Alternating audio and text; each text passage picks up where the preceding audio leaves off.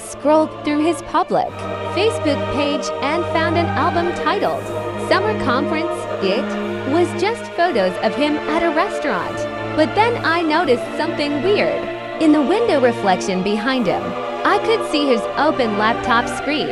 I took a screenshot, enhanced the quality, and my jaw literally dropped. He wasn't working.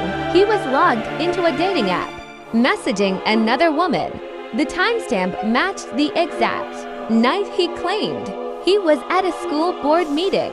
He was actively cheating on his wife and using the school as his alibi. I created a fake email and sent the zoomed-in picture straight to his wife. The next morning during first period, she stormed into the school screaming at him. She threw her wedding ring at his face right in front of the students. Subscribe to Parkour Tales for Part 3 to see how I finally cleared my name.